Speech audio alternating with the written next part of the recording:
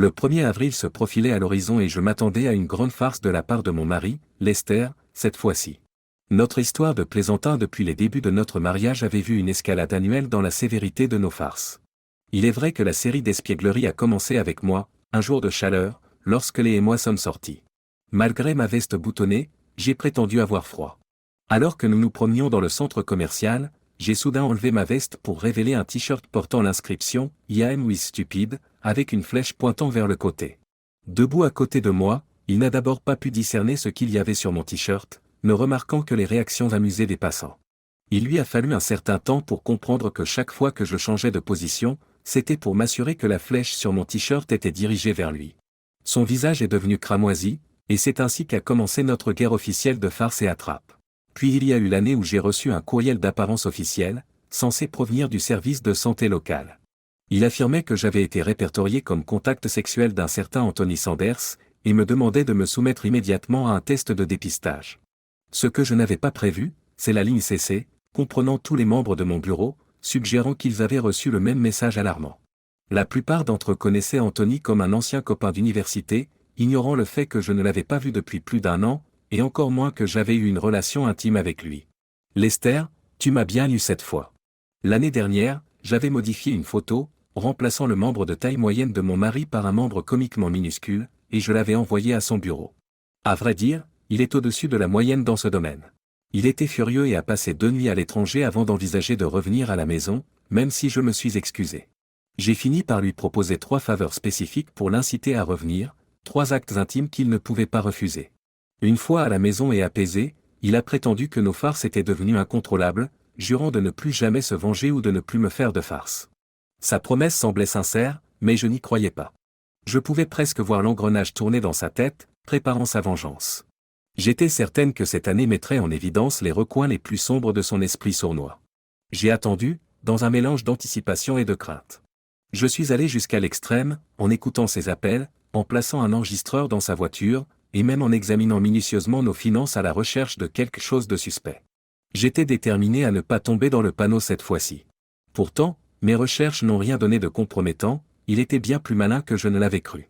Le mois de mars passa, Lester semblait inchangé à la maison, tandis que je scrutais ses moindres faits et gestes. Le 31 mars à minuit, j'étais en état d'alerte, mais rien ne s'est produit juste après minuit, ce qui m'a laissé sur le qui-vive. Il lui restait 19 heures pour mettre son plan à exécution. Je me suis juré d'être prêt à faire face à tout ce qu'il avait dans sa manche. Le lendemain matin, le 1er avril, lorsque je suis descendu dans la cuisine, il m'a proposé avec désinvolture de préparer le petit déjeuner, un geste rare qui a immédiatement mis la puce à l'oreille. Il n'y avait aucune chance que je consomme ce qu'il avait préparé. J'ai prétendu que je n'avais envie que de céréales ce matin-là. Tout en me versant un bol et en ajoutant du lait, je l'ai discrètement reniflé, à la recherche de substances ajoutées. Rien. Une tentative de dégustation a confirmé leur normalité. Je me suis obstiné à ne pas prendre de café, prétextant une réduction de ma consommation de caféine. En réalité, je l'évitais parce qu'il le faisait. Je l'ai observé préparer son muffin anglais au jambon, à l'œuf et au fromage bien-aimé, presque tenté d'en demander un malgré le risque. Après le petit déjeuner, nous nous sommes tous deux préparés pour le travail. Tout en vérifiant que mon dentifrice n'était pas trafiqué et que mon eau de Cologne conservait son parfum habituel, pas l'odeur de la moufette, tout semblait normal, à l'exception de mon anxiété qui montait en flèche. J'ai inspecté ma voiture à la recherche de tout dispositif suspect, souhaitant disposer d'un de ces miroirs de passage de frontière sur un bâton pour l'examiner en dessous. Tout semblait normal, mais mon cœur battait fort lorsque je démarrais le moteur, testant inutilement les freins. Je me suis réprimandé, Lester n'aurait pas recours à quoi que ce soit de physiquement nuisible. Je me le répète pour me rassurer, mais le doute persiste. Il était sérieusement contrarié par ma dernière farce. Au travail, ma meilleure amie Martha m'accueillit avec empressement. « Kelly, est-ce qu'il a fait quelque chose hier soir ? Je meurs d'envie de le savoir. » J'avais confié à Martha mon appréhension quant à l'imminence du poisson d'avril de Lester.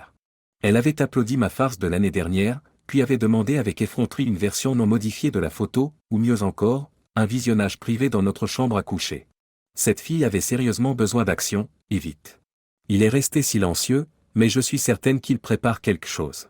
Je peux le sentir dans l'air la nuit, ô Seigneur, j'adore glisser des paroles de chansons dans les conversations, dis-je en riant. Je pense qu'il fait durer le suspense juste pour me pousser à bout. Eh bien, il n'a pas beaucoup de chemin à faire pour l'instant. Mais croyez-moi, quoi qu'il fasse, je ne tomberai pas dans le panneau. Il est peut-être le prince des farces, mais je suis la reine des plaisanteries. Nous avons ri, puis j'ai enfin pris mon café matinal tant attendu. Après avoir vérifié que mon bureau ne recelait pas de surprises inattendues, j'ai poursuivi mon travail de manière relativement normale, tout en pensant occasionnellement à ce qui pourrait m'attendre plus tard. La première fois que le téléphone de mon bureau a sonné, j'ai pratiquement bondi de ma chaise. Je me suis amusé de ma propre nervosité. Il ne s'est rien passé d'extraordinaire pendant le reste de la journée.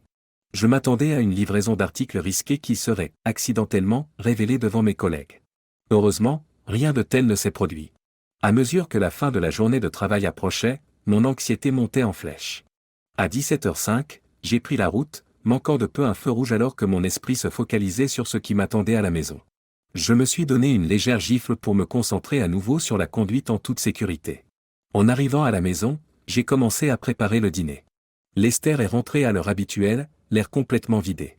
Je me doutais qu'il s'agissait d'une comédie et je m'attendais à ce qu'il se livre bientôt à d'autres exercices théâtraux. Dure journée, les.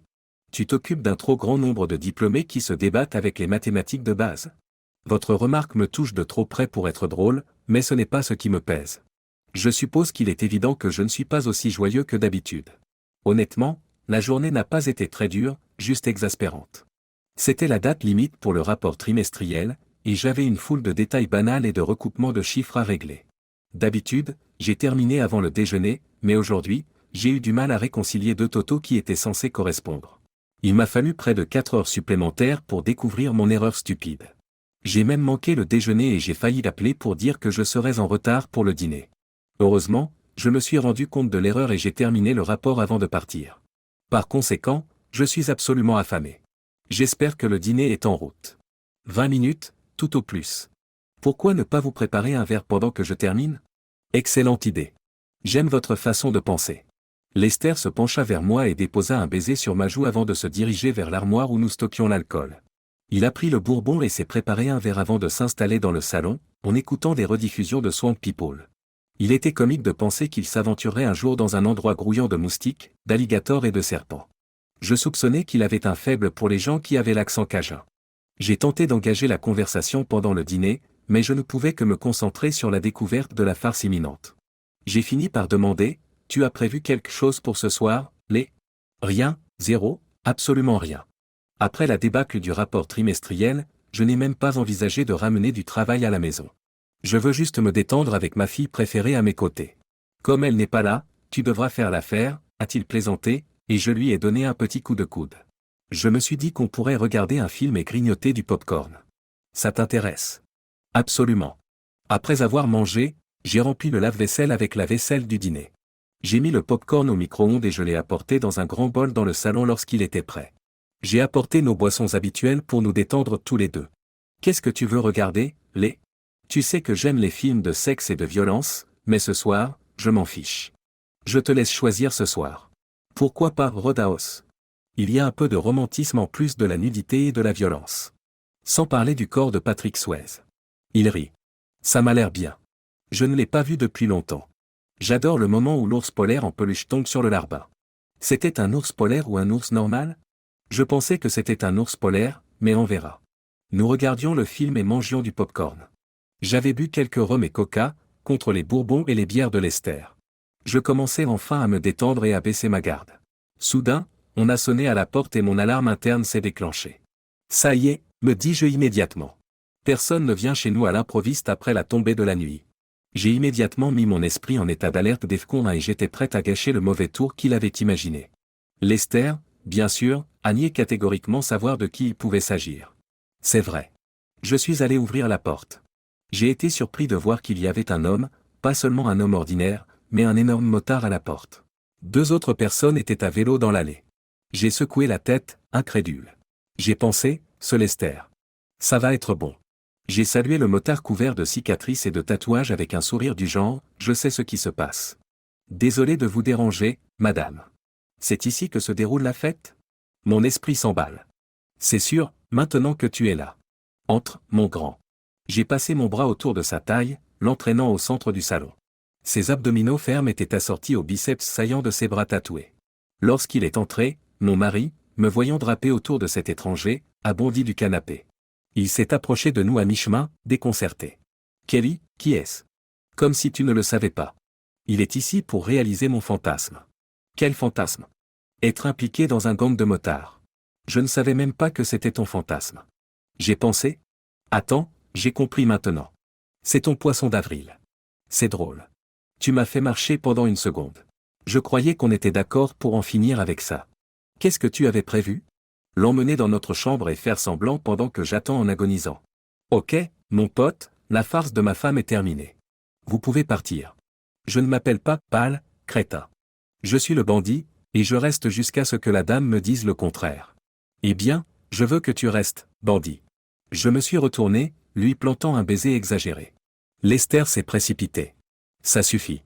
Il s'est approché de Bandit, qui a attrapé Lester par la gorge, le faisant trébucher et s'étouffer. J'ai gloussé lorsque Bandit m'a rapproché, caressant mon derrière tout en m'embrassant. Je lui ai rendu l'appareil, sentant son excitation à travers son pantalon. C'était déjà toute une scène. Lester chargea à nouveau, et cette fois, Bandit le frappa d'un seul coup de poing, le mettant à terre. Se tournant vers moi, Bandit a demandé, « Tu veux que je m'occupe de lui, ou qu'il reste là à regarder? Laisse-le regarder. Ça lui apprendra à ne pas me chercher des noises. » D'accord, je vais informer les autres, dit Bandit en sortant pour appeler les deux autres à l'intérieur. L'un des hommes balaya la pièce du regard. Qu'est-ce qui se passe ici? Ça ne ressemble pas à une fête. Cette femme veut rencontrer des motards avant d'aller à la vraie fête. Au moins, elle a de beaux atouts. Je vais d'abord m'occuper de son derrière. Qu'est-ce qu'il y a avec le gars par terre? C'est son mari, une mauviette. Elle veut qu'il regarde. Attachez-le à une chaise et scotchez sa bouche. Je ne supporte pas qu'un adulte se plaigne. Qu'est-ce que j'utilise pour l'attacher? Il y a de la corde et du ruban adhésif dans le garage, ai-je proposé, et l'un d'eux est allé le chercher. Lester a crié, que ce soit une blague ou non, Kelly, cela met fin à notre mariage. Sois un homme, Lester. Je sais que c'est toi qui as organisé tout ça. Maintenant, tu es fâché parce que je ne joue pas le jeu comme tu le voulais. N'essaie pas de divorcer pour quelque chose que tu as initié. Je m'amuse juste un peu à tes dépens. Lester s'élança une nouvelle fois, mais il fut maîtrisé par les motards, qui le plaquèrent de manière convaincante sur la chaise. Leur coordination m'a surpris. Je me demandais s'ils avaient répété. Il est temps de faire la fête. Vous avez de l'alcool? A demandé l'un des hommes. L'armoire à alcool se trouve au-dessus et à droite de la cuisinière. Il y a quelques bières dans le frigo. Servez-vous, ai-je indiqué. Ils ont pris les bouteilles sans se préoccuper des mélanges. Bandit se tourna vers moi. Comment veux-tu commencer? Jusqu'où a-t-il dit d'aller? Demandai-je. Bandit a eu l'air perplexe. Il a dit que je pouvais aller jusqu'au bout, comme je voulais. Dans une version reformulée. Il l'a fait, n'est-ce pas? Si nous allons jusqu'au bout, j'aurai besoin d'un peu d'aide pour mettre l'ambiance. Vous avez quelque chose de plus fort que l'alcool? Absolument. J'ai toujours quelque chose sur moi. Il est allé chercher quelque chose d'intrigant sur son vélo. Une gorgée plus tard, je me retrouvais à échanger des baisers avec eux trois, en souriant à Lester qui semblait avoir du mal à se libérer. S'approchant de moi, le bandit déclara, « C'est l'heure de danser, chérie », arrachant ma robe et me débarrassant rapidement de mes sous-vêtements. Bientôt, il était nu, tout comme ses compagnons. La panique commença à m'envahir. Je n'avais pas prévu que laisserait les choses s'envenimer de la sorte. J'ai crié à Lester, « Considère ça comme une leçon si tu essaies d'être plus malin que moi », en m'engageant avec son ami, mais quand j'ai senti son orgasme imminent, j'ai tenté de m'éloigner. Dommage. Ton plaisir ne nous concerne pas. Ton travail consiste à nous satisfaire, ont-ils rétorqué. L'heure qui suivit me parut irréelle, malgré mes objections et ma résistance, au milieu de ce groupe chaotique. Au bout du compte, la colère bouillonnait en moi contre Lester pour avoir orchestré tout cela et permis à ces hommes de me faire subir de telles choses. Chaque fois que je jetais un coup d'œil à Lester dans le fauteuil, la rage montait, mais je masquais ma détresse. Je voulais qu'il croie que je m'en réjouissais, mais je ne pouvais pas lui laisser croire que sa farce avait réussi. Au bout de quelques heures, les motards sont partis. Mes mouvements étaient laborieux, mais je parvins à atteindre la cuisine et à saisir un couteau bien aiguisé. Lorsque j'ai voulu libérer Lester, j'ai découvert que ses poignets et ses chevilles étaient blessés. Ses chevilles saignaient, les cordes ayant déchiré sa peau. Cela semble l'avoir aidé. Certainement. Je m'attendais à ce qu'il explose, peut-être même à ce qu'il se déchaîne physiquement, une fois que les cordes et le ruban adhésif seraient enfin enlevés. Debout, je l'ai regardé fixement, prêt à affronter sa fureur attendue. Mais au lieu d'une réaction verbale ou physique, il m'a regardé avec une rage silencieuse, m'a poussé sur le côté et a monté les escaliers. Je me suis réfugié dans la salle de bain du rez-de-chaussée pour nettoyer les restes des motards de ma peau, remarquant de nombreux suçons éparpillés sur diverses parties de mon corps. Je suis resté dans la salle de bain lorsque la porte d'entrée s'est refermée avec fracas. Quelques instants plus tard, le crissement de la voiture de Lester signala son départ. Je supposais qu'il irait bouder dans un motel, comme il l'avait déjà fait par le passé. J'ai célébré en silence ma victoire dans la farce annuelle du poisson d'avril et je me suis couché. Le samedi matin est arrivé et mon téléphone n'a cessé de sonner. C'était Martha. Crache le morceau. Qu'est-ce qu'il a fait? C'était grave. Tu ne vas pas le croire. J'ai hâte de te le dire. On peut déjeuner chez Fridays. Absolument. Ne t'avise pas de me taquiner. Bientôt, nous étions assis au GIF, en train de savourer notre repas. J'ai raconté la rencontre avec le motard qui était censé être un simulacre, ainsi que la réaction furieuse de Lester. Oh, mon Dieu! Tu as été impliqué là-dedans. C'est ton propre mari qui t'a piégé? Et vous étiez d'accord? Elle a pris un terrible accent du Sud, je déclare que j'ai des vapeurs. Elle a fait semblant de se pâmer, et je me suis esclaffé. Cet abruti de Lester a essayé de me faire croire que j'allais affronter un quatuor de motards avant de crier « Poisson d'avril ». J'ai donc déjoué sa farce en la transformant en un véritable événement.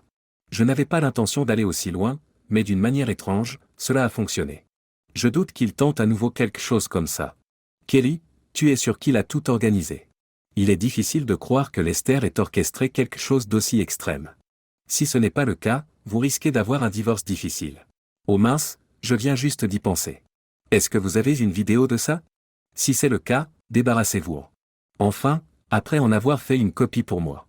Je n'ai pas tenu compte de la dernière remarque de Martha, mais ses premiers mots ont suscité une pensée troublante, et si ce n'était pas un coup monté après tout? L'idée d'un divorce potentiel pesait lourdement sur moi, une possibilité trop désastreuse pour être envisagée. J'avais l'impression d'avoir brisé mon mariage. Rapidement, j'ai repoussé cette idée. C'était forcément un coup monté. C'est ce à quoi je m'accroche, me suis-je rassuré, en essayant d'y croire. C'est alors que quelque chose m'a frappé. Dis-moi, c'est quand la dernière fois qu'un motard s'est présenté à ta porte pour faire la fête? J'aimerais bien. Tu as probablement raison. Je l'espère. Une idée de l'endroit où se trouve Lester? Probablement en train de bouder dans un motel, furieux que j'ai surpassé sa farce. Juste à ce moment-là, mon téléphone a sonné. Attends, Martha, c'est peut-être lui. La déception m'envahit lorsque je réalisai qu'il ne s'agissait pas de Lester mais d'un numéro inconnu. Allô? Une voix que je n'ai pas reconnue m'a demandé, c'est Kelly Lynch? Je gémis intérieurement, pensant qu'il s'agissait d'un télévendeur. Je ne suis pas intéressé par ce que vous vendez, et la garantie de ma voiture est bonne, malgré ce que disent vos dossiers. Ne raccrochez pas, Madame Lynch. C'est la police. Bien sûr que c'est la police. C'est juste une autre partie de la farce ratée de mon mari. Dites-lui que ça n'a pas marché. Madame, je vous assure que c'est la police. Nous avons vérifié votre maison et nous avons constaté que vous n'y étiez pas. Nous devons discuter des blessures subies par votre mari. Le médecin des urgences nous a informés. Nous avons déjà parlé à votre mari. Pouvez-vous venir au poste de police maintenant? Demandez l'inspecteur Fredericks. J'ai fini de jouer à ce jeu stupide. Je serai à la maison dans 1 heure ou quand bon me semblera. Si vous êtes inspecteur et que vous voulez parler, passez plus tard. J'ai mis fin à l'appel. La police t'a appelé? Kelly, ça devient sérieux. Tu ne devrais pas aller le voir? C'est ce que le type au téléphone a dit. Mais je ne suis pas sûr de savoir qui il est vraiment. Pour ce que j'en sais, c'est un autre stratagème de Lester. Il pousse la plaisanterie trop loin. Je ne veux pas m'attarder là-dessus. Prenons un dessert. J'ai envie de chocolat. En arrivant à la maison après le déjeuner, j'ai trouvé Lester absent, ce qui n'était pas inattendu. Alors que je commençais à enlever ma veste et à la suspendre, la sonnette m'a interrompu. Lâchant un gros soupir, je me dirige vers la porte. Une policière et un homme qui semblait être un détective se tenaient là, exhibant leur badge et demandant à entrer. Le choc m'a frappé, c'était réel, tout à fait différent de ce que j'avais anticipé. Le doute s'est installé, peut-être n'étaient-ils pas vraiment des représentants de la loi. J'ai demandé à voir leurs papiers d'identité. Ils ont présenté des badges, des cartes d'identité, des permis de conduire et des cartes de visite. Tout était en ordre. M'excusant de mon scepticisme initial, je leur ai souhaité la bienvenue. C'est alors que je me suis souvenu que je n'avais pas rangé la nuit précédente. Le salon n'avait pas été touché depuis que j'étais allé me coucher, avec des bouteilles de bière et d'alcool vide, des taches sur le canapé et le tapis et, bien sûr, le fauteuil. L'inspecteur se dirige vers la chaise où Lester a été attaché. Il observe les cordes coupées, le ruban adhésif utilisé et les taches de sang. Je n'avais pas réalisé qu'il y avait autant de sang. C'est ici que votre mari a été attaché? Oui, mais c'est un peu plus compliqué. Compliqué?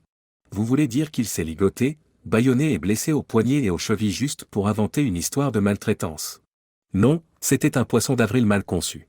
Mon mari a orchestré une farce pour me faire croire qu'un gang de motards allait m'attaquer. J'ai retourné la situation en lui faisant croire que je voulais quelque chose qui le mettait mal à l'aise. Il s'est mis en colère et est parti en trombe quand je l'ai libéré. Alors, qui l'a d'abord ligoté? Un motard nommé Bandit et quelques autres. Cela coïncide avec le récit de votre mari. Nous avons déjà parlé à ce bandit. Il coopère pour obtenir une peine plus clémente. Il prétend que vous les avez invités à une fête, que vous leur avez demandé de la drogue et que vous vous êtes livrés à des activités consensuelles.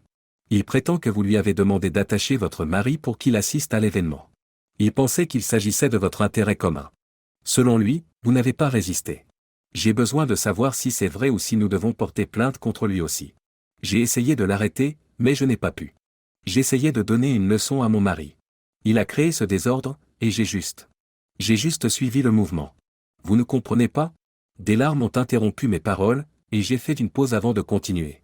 Vous avez dit que Lester était aux urgences. Comment va-t-il? Il y est toujours? Il est plus en colère qu'autre chose. Ses poignets et ses chevilles sont bandés et douloureux, comme prévu. Il a été libéré au bout de quelques heures, mais il est venu au poste pour porter plainte. Le médecin dit qu'il devrait se rétablir physiquement. Je suis soulagé qu'il ne soit pas gravement blessé. Mais c'était vraiment sa faute. Je ne voulais pas qu'on se moque de moi. Je dirais que vous avez géré cela assez efficacement. Mais madame, ce n'est pas à moi de juger de la faute. Ce sont les juges et les jurys qui en décident, comme vous le verrez bientôt. Madame Lynch, je vous arrête pour agression et séquestration de votre mari. Et en ce qui concerne votre santé, vous devez vous faire examiner pour les MST. Un des motards avec qui vous étiez a une MST sévère et persistante. Vous avez droit à un avocat. S'il vous plaît, c'était pour me faire une farce. J'ai riposté. Vous ne pouvez pas m'arrêter pour ça. C'était sa faute. Dites ça au juge. Je me suis retrouvé en prison. En essayant de payer la caution, j'ai découvert que mes cartes avaient été annulées. Malgré mon humiliation, j'ai appelé mon père, concoctant une histoire jusqu'à ce qu'il me dise que Lester l'avait déjà contacté. Mon père, proche de Lester, m'a réprimandé pendant des minutes alors que je sanglotais. Finalement, il a accepté de payer ma caution et de me ramener à la maison. Arrivé chez moi, j'ai envoyé un SMS à Lester, l'implorant d'avoir une discussion pour clarifier les choses. Il m'a répondu froidement, « Tout est clair pour moi. » Ma réponse arrive bientôt. J'espérais un face-à-face ou au moins un appel. Au lieu de cela, j'ai reçu des papiers de divorce faisant état de violences physiques et de tourments émotionnels. J'ai pleuré une fois de plus. J'avais laissé une farce stupide ruiner mon mariage. Une blague, peu pratique, c'est le moins que l'on puisse dire. Le procès s'est déroulé rapidement. Bandit s'est présenté à la barre en tant que témoin principal. Il a expliqué qu'il était arrivé à la mauvaise adresse, qu'il avait été invité par moi et d'autres personnes à une fête, qu'il avait ligoté mon mari sur mon ordre et qu'il avait eu des relations consensuelles avec moi. En échange de son témoignage contre moi, il a reçu une peine mineure pour le chef d'accusation de séquestration. Cependant, c'est le témoignage de mon mari qui a été le plus profond. Il a admis notre histoire de farce, mais a insisté sur le fait qu'il s'était juré de ne plus jamais me tromper. Il croyait que je lui faisais confiance. Les événements de cette nuit l'ont profondément ébranlé, le choquant à un point insondable. Sous serment, Lester a nié tout contact antérieur avec Bandit, tout consentement à un simulacre ou à un véritable ménage à quatre impliquant sa femme, et a déclaré que son amour et son respect pour moi s'étaient évanouis cette nuit-là.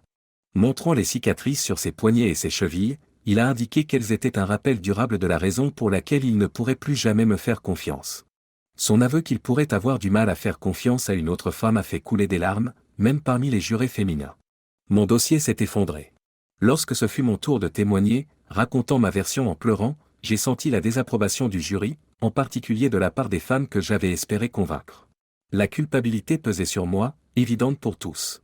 Sans surprise, le verdict a été celui de la culpabilité. J'ai été condamné à une peine de 3 à 5 ans, une clémence qui aurait pu être plus sévère. De retour à la prison du comté, j'ai attendu d'être transféré en prison lorsque des places seraient disponibles. Les documents définitifs du divorce sont arrivés pendant mon incarcération, mais j'ai à peine pris connaissance de l'accord. Un jour, Lester m'a rendu visite. Sa présence m'a laissé perplexe. « Kelly, l'orange te va bien » a-t-il remarqué avec sarcasme. Je suppose que je mérite le sarcasme. « Lester, je veux que tu saches que je regrette vraiment ce que je t'ai fait. Même si tu ne l'as pas orchestré, je n'aurais jamais dû faire ça. Trop peu, trop tard, hein, Lester? Vous êtes toujours convaincu que je vous ai piégé. Il me faudrait un motif vraiment tordu pour ça.